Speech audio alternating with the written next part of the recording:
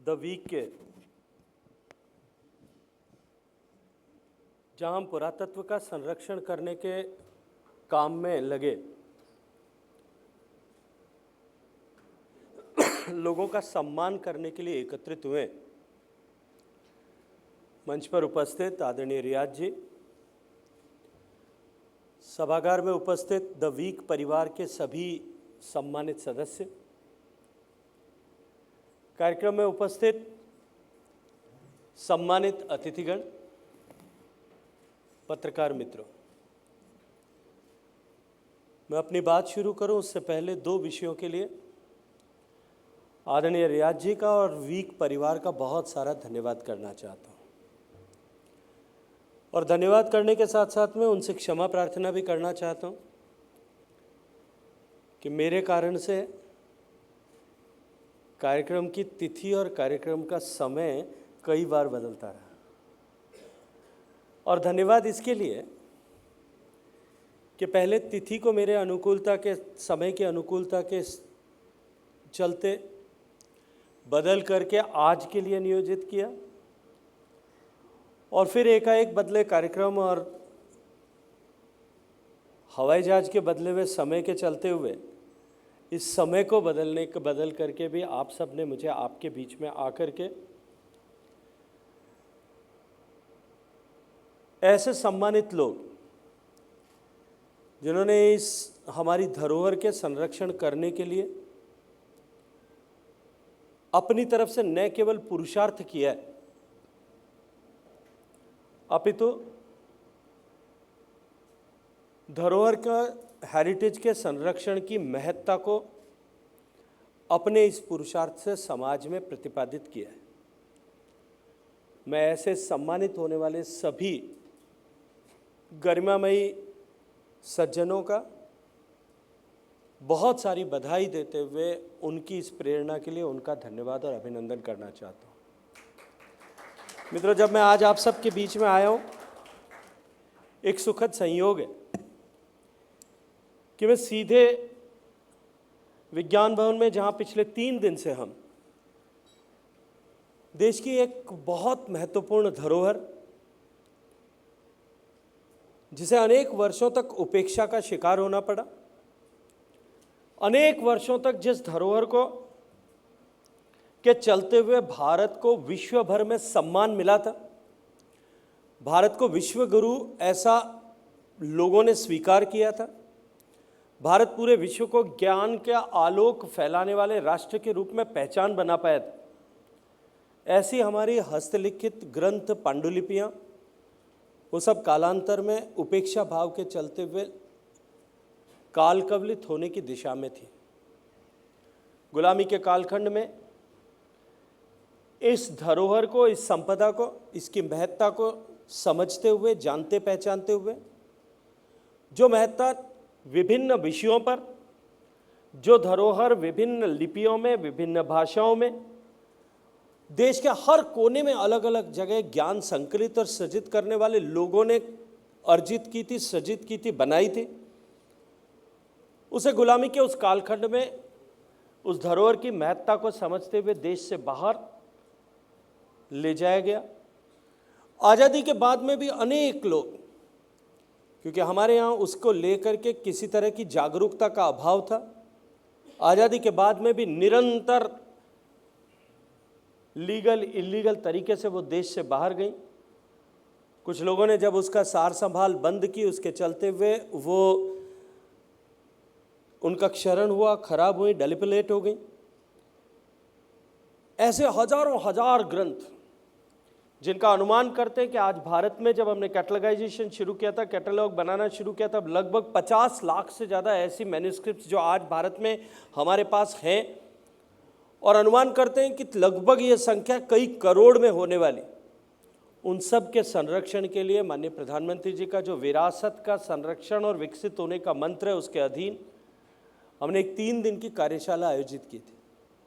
समय की सीमितता है, लेकिन मैं अत्यंत प्रसन्नता के साथ में आपके साथ में साझा कर सकता हूँ। मैं 35 साल मुझे लगभग सार्वजनिक जीवन में काम करते हुए, राजनीतिक क्षेत्र में, सामाजिक क्षेत्र में काम करते हुए, और उससे पहले भी अनेक वर्षों तक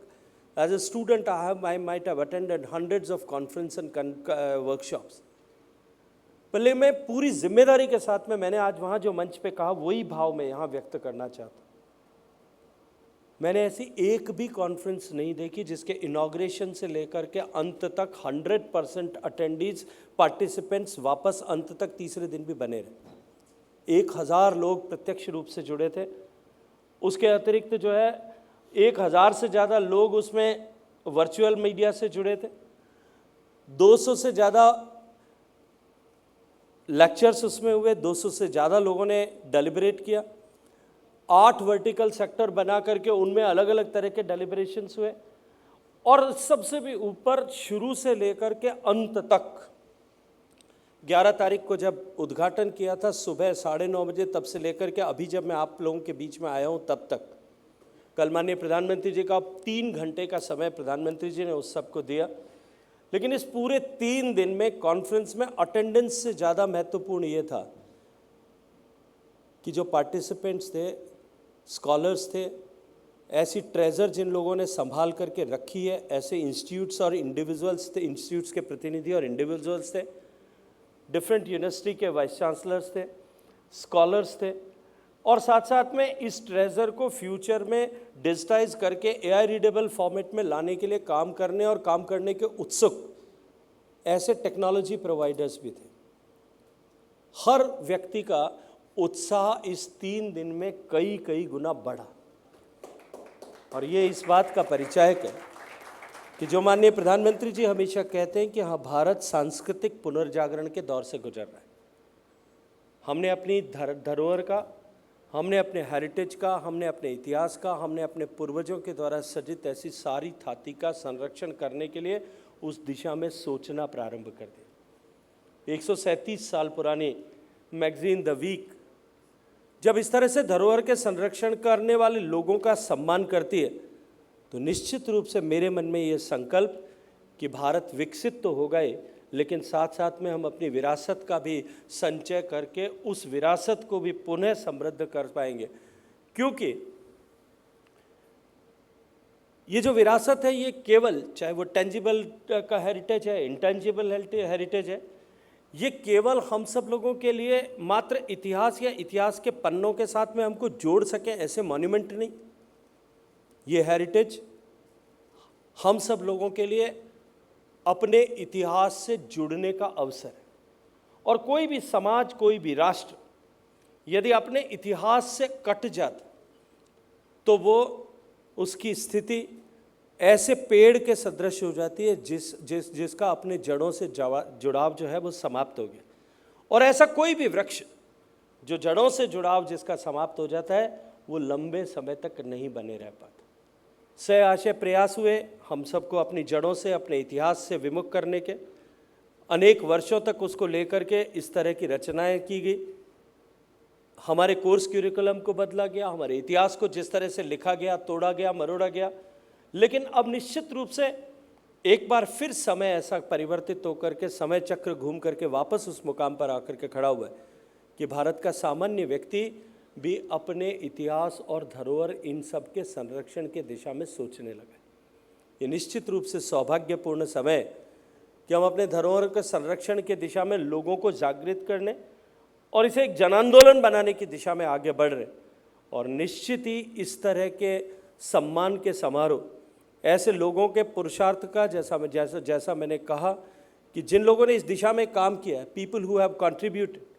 people who have given their life और देयर टाइम फॉर दैट, उनके सम्मान के साथ साथ में हम ऐसे सम्मान के माध्यम से अनेक ऐसे लोगों को प्रेरित भी कर पाते हैं जो लोग आज भी शायद उदासीन हैं और वो समर्थ हैं, सक्षम हैं और वो इस दिशा में काम कर सकते हैं। मित्रों, जब कोई समाज अपने इतिहास से प्रेरणा लेता है, उसके लिए इतिहास जो है कोई राष्ट्र के लिए, राष्ट्र के नागरिकों के लिए अपना इतिहास और अपनी धरोहरें जो है वो एक सीख लेने का एक बिंदु होती है। For others it might be a term of reference only कि किस समय में क्या घटना घटी थी, लेकिन हमारे लिए उस अनुभव से, उस इतिहास से सीख ले करके वो गलती जो हुई थी या जो न हुई थी उस सब को वापस किस तरह से न दोहराया जाए, या उसे किस तरह से पुनर्सर्जित किया जा सकता है, इसके लिए हमको एक चिंतन और मार्गदर्शन करने का अवसर प्रदान करते हैं। और निश्चित रूप से इस धरोहर के संरक्षण के लिए जिस तरह से द वीक ने काम करना प्रारंभ किया है, और इस ऐसी अनेक संस्थाओं ने, अनेक लोगों ने मिलकर के जिस तरह से काम करना प्रारंभ किया है, वो निश्चित रूप से दैट इज़ ओवरवेलमिंग। और ये जो कमिटमेंट हमारा है कि हम विकसित भी होंगे और अपनी विरासत का सम्मान भी करेंगे, इस कमिटमेंट को, इस संकल्प को और अधिक सुदृढ़ करता है। पत्रकारिता जगत के लिए सामान्यतया हम बोलचाल की भाषा में कहते हैं कि that is the fourth pillar of democracy. और जब फोर्थ पिलर डेमोक्रेसी ये कहा गया है, उसके पीछे निहित भी है, क्योंकि समाज में इस तरह के दायित्व के बोध के जागरण की जिम्मेदारी जो है वो हर समर्थ व्यक्ति के पास में, हर ऐसे व्यक्ति के साथ में है हु इज़ इन्फ्लुएंशियल, जिसका प्रभाव होता है। सामान्यतः समाज में, भारत के समाज में इस तरह के कर्तव्य बोध का जागरण की जिम्मेदारी या तो परिवारजनों के जिम्मे पर थी, माता पिता या ग्रैंड पेरेंट्स के पास हुआ करती थी, टीचर्स के पास हुआ करती थी, या ऐसे लोग जिनसे समाज इन्फ्लुएंस होता है, ऐसे सेलिब्रिटीज़ के साथ में, धर्म के रक्षकों के साथ में, या जो है मीडिया के लोगों के पास में हो सकती थी, जुडिशरी के लोगों के पास में हो सकती थी। लेकिन दुर्भाग्य से बीच के इस कालखंड में ऐसे सारे लोग जो रिस्पॉन्सिबल थे और जिनके पास ये रिस्पॉन्सिबिलिटी थी, उन सब में कहीं ना कहीं उदासीनता थी। उसके चलते हुए हम इस मुकाम पर आकर के पहुँचे। लेकिन मुझे प्रसन्नता होती है कि सभी लोगों ने जब इस विषय में सोचना शुरू किया, आज भारत के न्यायालय इस विषय में सोच रहे हैं, भारत की सरकार इस विषय में सोच रही है, भारत के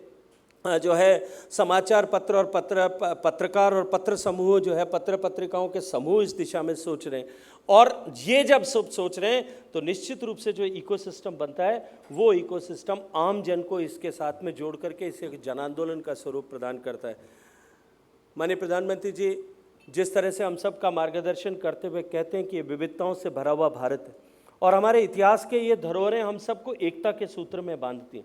हमको एक होने का एक अवसर प्रदान करते हैं, हमको भारतीय होने के नाते गर्व करने का ऐसा अवसर प्रदान करते हैं। निश्चित रूप से इनका संरक्षण हम सब के लिए, ये जो सांझी विरासत है, इस सांझी विरासत को सहेजने के जैसा है। मित्रों, ये जो हमारी हेरिटेज है, चाहे टेंजिबल हेरिटेज, इंटेंजिबल हेरिटेज जो है, ये हजार सालों की हमारी सभ्यता का प्रमाण है। और ये सभ्यता का प्रमाण जो है, इसने पिछली पीढ़ी ने जिस तरह से हमें हस्तांतरित किया,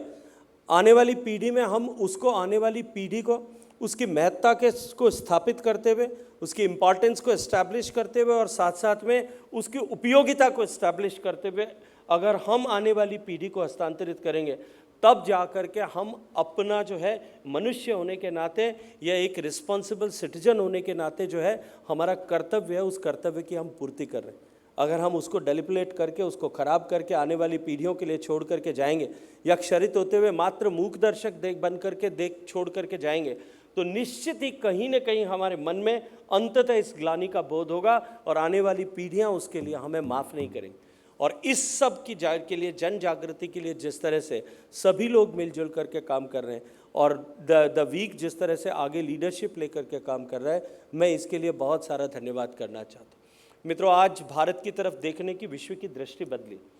भारत में एक तरफ, जहाँ आज से कुछ वर्षों पहले यहाँ जो सभागार में बैठे हैं, अधिकांश लोगों को देश दुनिया में अनेक जगह जाने का अवसर मिलता होगा। आप सब लोग देखते होंगे कि भारत को देखने की दृष्टि आज से 15-20 साल पहले तक भी एकदम डिफरेंट हुआ करती थी। भारत के लिए संज्ञा थी गरीब देश है, पिछड़ा हुआ देश है, भारत में सामान्य रूप से अव्यवस्थाओं वाला देश है, गंदगी वाला देश है। ये जो छवि भारत की बनी थी, उससे बदल करके अब भारत की जो छवि है, आज भारत जो है वो दुनिया की रोबस्ट 5 इकोनॉमीज़ में आ गया। हम तीसरी अर्थव्यवस्था बनने की दिशा में आगे बढ़ रहे हैं। आज जब भारत की चर्चा होती है, तब भारत को लेकर के गरीबी या भिखारी की चर्चा नहीं होती। आज विश्व के पटल पर जब भारत की चर्चा होती है, तब भारत ने जिस तरह से स्पेस मिशन में जो काम किया उसकी चर्चा होती है। भारत की जब चर्चा होती है, भारत आत्मनिर्भर बनने की दिशा में किस तरह से आगे बढ़ रहा है उसकी चर्चा होती है। भारत जो है किस तरह से जीवन की हर विधा में सफलता को प्राप्त करते हुए भारतीयों की ताकत के आधार पर नए कीर्तिमान सृजित कर रहा है, उसकी चर्चा भारत को लेकर के होती है। ये जो नया पर्सपेक्टिव भारत को लेकर के बना है, और जिस तरह जिस स्पीड और स्केल के साथ में भारत ने ग्रो किया है पिछले 10-11 साल के कालखंड में माननीय प्रधानमंत्री जी के नेतृत्व में, उसको लेकर के भारत पूरे विश्व के लिए एक नए कौतूहल का केंद्र बना है। और कौतूहल का केंद्र बनने के नाते, भारत की तरफ देखने की दृष्टि बदलने के नाते, भारत में टूरिज्म के बढ़ने की अपार संभावनाएं हैं और उस संभावनाओं के द्वार पर हम खड़े। और इसके साथ साथ में जिस तरह से हमारी इकोनॉमी ग्रो हो रही है, माननीय प्रधानमंत्री जी की प्रेरणा से प्रारंभ हुई स्कीम्स के चलते हुए, जैसा सभी लोग इस बात को स्वीकार करते हैं, शायद आंकड़ों में कुछ परिवर्तन हो सकता है, हमारे नीति आयोग के आंकड़ों में, वर्ल्ड बैंक के आंकड़ों में, या दूसरे एनालिस्ट जो हैं उनके आंकड़ों में फ़र्क हो सकता है। कोई 20 करोड़ की बात करता है, कोई 25 करोड़ की बात करता है, कोई 30 करोड़ की बात करता है, कि इतने लोग जो हैं गरीबी की रेखा से बाहर निकल करके मध्यम वर्ग का जीवन जीने का सौभाग्य प्राप्त कर चुके हैं। Now the people who has turned into or come in, who has entered into this middle class or neo middle class, उन सब लोगों के पास में आज जेब में एक डिस्पेंसिबल इनकम बची है। और जब डिस्पेंसिबल इनकम घर में होती है, तब लोगों के पास में पहला कदम जो बाहर पड़ता है, वो घर से बाहर पर्यटन की सृजन करता है, वो स्पिरिचुअल टूरिज्म की तरफ लेकर के जाता है। जब घर से पहली बार आदमी के पास में जेब में पैसा हो, सामान्य व्यक्ति के पास में, तो वो जो कम से कम उसके मन में आकांक्षाएं कि मैं अपने पिता को, अपनी माता को, अपनी पत्नी को ले जा करके कहीं दर्शन करा करके ले आऊँ, वहाँ से नए टूरिज्म की संभावनाओं का सृजन होता है। और जब वहाँ से शुरुआत होती है, तो उसके साथ साथ में इकोनॉमिक अपलिफ्टमेंट जिस तरह से होता है, उसके चलते हुए टूरिज्म के डिफरेंट वर्टिकल्स पर जो है अपॉर्चुनिटीज़ ग्रो करती हैं। और हम सब ने देखा कि कोविड के बाद में भारत में माननीय प्रधानमंत्री जी की प्रेरणा से जिस तरह से इकोनॉमिक डेवलपमेंट हुआ, हमने अपने इंफ्रास्ट्रक्चर को जिस तरह से ग्रो किया, आज हमारी सड़कें 1.5 लाख किलोमीटर सड़कें बना करके, हमने अपने रेलवे के नेटवर्क को पूरे को अपग्रेड करके, उसको मॉडर्नाइज करके, हाई स्पीड ट्रेन चला करके, रनिंग टाइम को कम करके, हवाई अड्डों की संख्या बढ़ा करके, नए एविएशन में जिस तरह से क्रांतिकारी परिवर्तन हुआ, उस सब के चलते हुए आज इस तरह का वायुमंडल बना है कि उसके चलते हुए एक तरफ हम सबसे तेज़ी से रिकवरी करने वाले पोस्ट कोविड इनबाउंड टूरिज्म के दृष्टिकोण से देश विदेशों की श्रृंखला में आकर के खड़े। लेकिन वहीं दूसरी तरफ भारत का जो डोमेस्टिक टूरिज्म पोटेंशियल जिस तरह से उद्घाटित हुआ है, पिछले 1 साल के आंकड़े अगर मैं माइनस कुंभ करके भी देखता हूं, तो 250 करोड़ लोगों ने यात्रा पिछले 1 साल में भारत में की है। ऐसा दुनिया में किसी देश में संभव नहीं। दुनिया के सारे जो टूरिज्म जाइंट्स हैं, उनके पास में अपना डोमेस्टिक टूरिज्म पोटेंशियल जो है वो लगभग कुछ मिनिस्क्यूल परसेंटेज की जितना है, चाहे वो फ्रांस होगा, चाहे वो स्विट्जरलैंड होगा, चाहे वो थाईलैंड होगा, चाहे वो दुबई होगा, चाहे सिंगापुर होगा, कोई भी दुनिया का ऐसा देश उठा करके देख लीजिए जिनको हम अपने पीयर कॉम्पिटिटर्स के रूप में देखते हैं, उनके पास में कोई लोकल टूरिज्म, डोमेस्टिक टूरिज्म का पोटेंशियल जो है ऑलमोस्ट नेग्लिजिबल है। जबकि हमारे यहाँ पे हम संभावनाओं के द्वार पे उसके चलते हुए खड़े। इसलिए हम सबको इस धरोहर को संरक्षण करने की और भी महत्वपूर्ण आवश्यकता है। हमारे पास में कल्चरल हेरिटेज है, हमारे पास इंटेंजिबल हेरिटेज है, हमारे पास टेंजिबल हेरिटेज है। उन सब के प्रोटेक्टर के रूप में सरकार तो काम करती है, लेकिन ऐसे सारे लोग जो रिस्पॉन्सिबल हैं, जो समाज को जो है इन्फ्लुएंस करते हैं, वो सब लोग अगर साथ जुड़ते हैं, तो हमारी स्पीड और स्केल भी जो है वो इस दिशा में बहुत बढ़ जाती है। और week has taken this responsibility. I thank from the core of my heart to the week family for organizing this and taking this initiative to honor the people who are engaged in conservation and protection of heritage. My congratulations and best wishes to the people who are going to be honored here. बहुत सारा धन्यवाद. Thank you very much.